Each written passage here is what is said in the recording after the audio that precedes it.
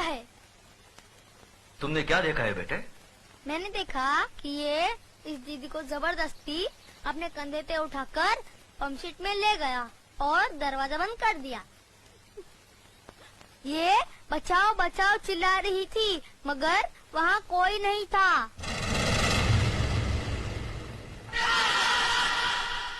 थोड़ी देर बाद जब ये बाहर आई तो इसके कपड़े फटे हुए थे और ये रो रो के कह रही थी कि मेरा सब कुछ लुट गया, मैं बर्बाद हो गई।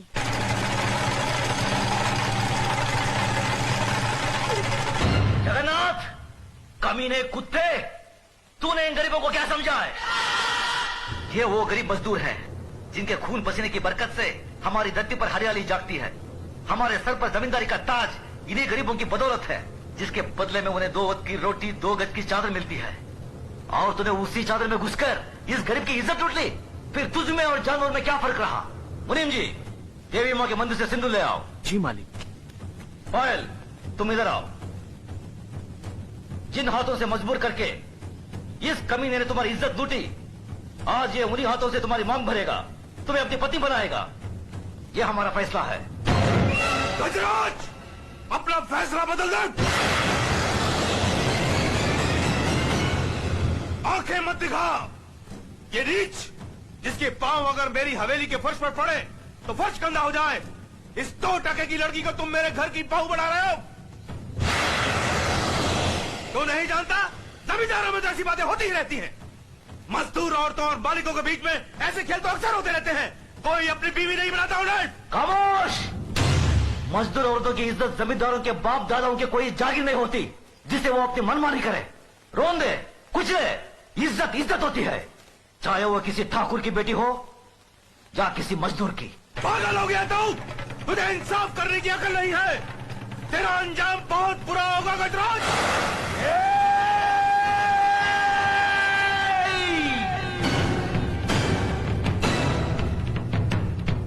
इसके आगे एक लफ्ज भी बोला तो जुबान खींच लूंगा। तेरी औकात मेरे सामने खड़े होने की भी नहीं है और तू मुझे ललकारता है। गजराज ठाकुर ने कभी किसी अंजाम की परवाह नहीं की। अगर परवाह की है तो सिर्फ अपनी आन, इंसाफ, अखलाक और ईमान की। इस लड़की की जन्म जात नाम इसकी कोई अहमियत नहीं है हमारी नजर में। अहमियत है तो सिर्फ इसकी इज्जत, इसकी पवित्रता की। जगन्नाथ, मांग भर इसकी। गजराज!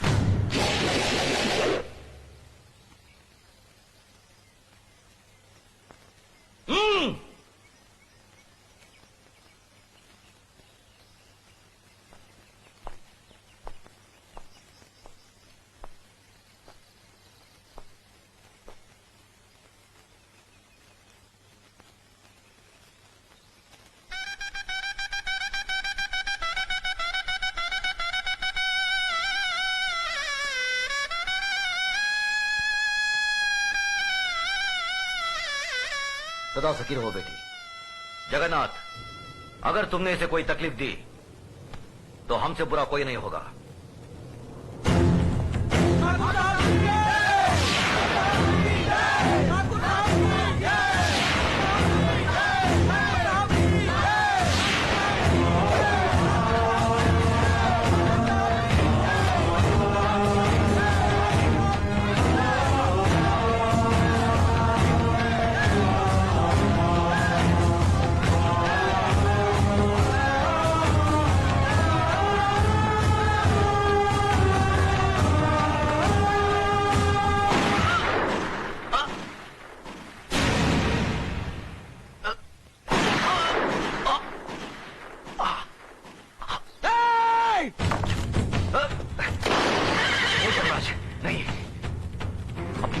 उजाड़ना तुम्हारा धर्म नहीं है।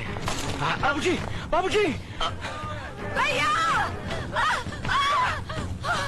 मेरे भाई को मार डाला। मेरे देवता समान भाई को मार डाला।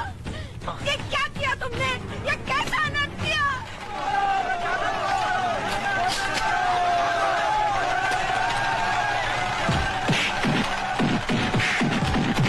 रुक जाओ! छोड़ दो उसे। जो अपराध उसने किया है उसकी सजा उसे जरूर मिलेगी। आज से 18 साल के लिए हम रणजीत सिंह ठाकुर को समाज और बिरादरी से बाहर करते हैं। आज के बाद अगर कोई भी इसके परिवार के साथ किसी भी तरीके का संबंध रखेगा तो उसको भी यही सजा मिलेगी। ये गजराज ठाकुर का फैसला है। भैया, भैया, बाबूजी, धर्मराज, न्याय करने वालों के लिए रिश्ते और जज्बात कोई मायने नहीं रखते। बेटे, जान चली जाए पर आन ना जाने पाए। जान देकर जो आन की रक्षा करता है वही न्यायाधीश इंसाफ के आकाश की बुलंदी को छूता है।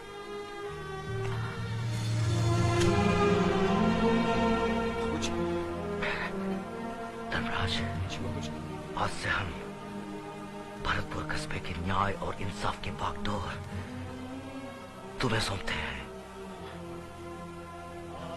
याद रखो बेटे, जिस दिन भी तुमने अनजाने में भी गलत फैसला किया तो समझ लो वही दिन तुम्हारी जिंदगी का आखिरी दिन होगा। बाबूजी, बाबूजी, भैया, बाबूजी।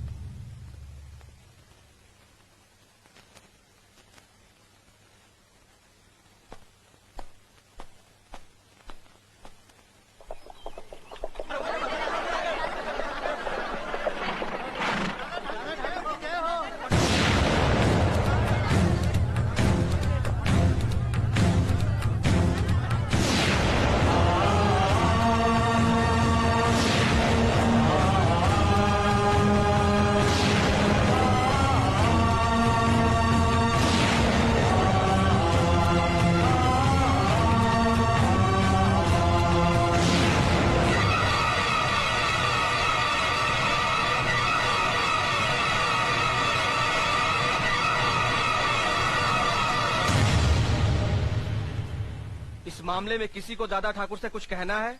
किसी को कुछ कहने की जरूरत नहीं है। मास्टरनी की आत्महत्या यह साबित करती है कि उसकी इज्जत लूटी गई और इसका जिम्मेदार है अर्जुन ठाकुर। इसलिए अर्जुन ठाकुर को 12 साल के लिए गांव से बहिष्कार किया जाता है।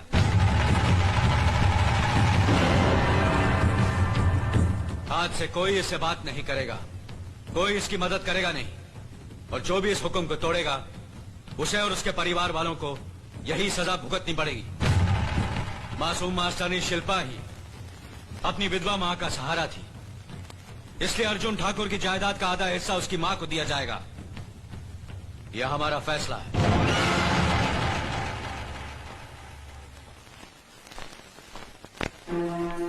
ये लीजिए छोटे मालिक, खेत वाले मकान की चाबियां।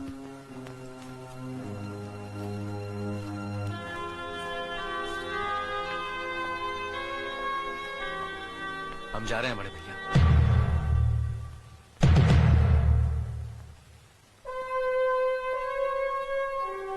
भाभी, हम जा रहे हैं, हम जा रहे हैं भाभी।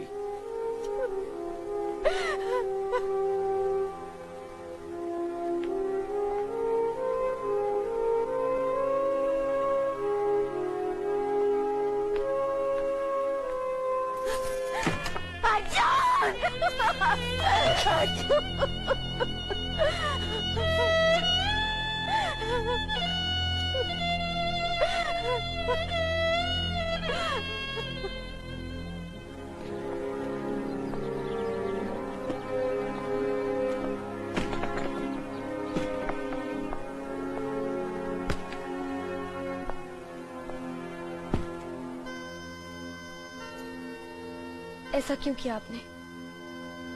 मैं जानती हूँ कि आप बेकसूर हैं। ना आपका मास्टरनी के साथ कोई संबंध था और ना ही आपने उसका खून किया। फिर आपने पंचायत में बड़े भैया से कहा क्यों नहीं? उन्होंने मुझसे पूछा नहीं, मैंने बताया नहीं। आज तक बड़े भैया ने जितना मुझसे कहा मैंने उतना ही किया, जितना मुझसे पूछा मैंने उतना ही जवाब दिया। तुम नहीं जानती मीना, बड़े भैया और भाभी हमारे लिए साक्षात भगवान है। उन्होंने बचपन से मुझे और नकुल को अपनी औलाद की तरह पाला है। उनकी कुर्बानी की बुलंदी यह है कि हमारे लिए वो आज तक अपने संतान के माँ बाप नहीं बने। मैं इन अंधविश्वासों में यकीन नहीं रखती, और वैसे भी मुझे बच्चे की कोई जल्दी नहीं है। आपको इतने बरसों से कोई औलाद नहीं हुई, चाहे तो आप ही बांध लीजिए।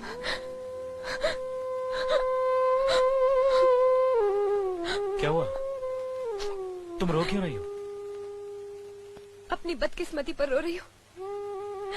अपनी नादानी में मैंने बड़े भैया और दीदी का बार बार अपमान किया है, उनका दिल दुखाया है।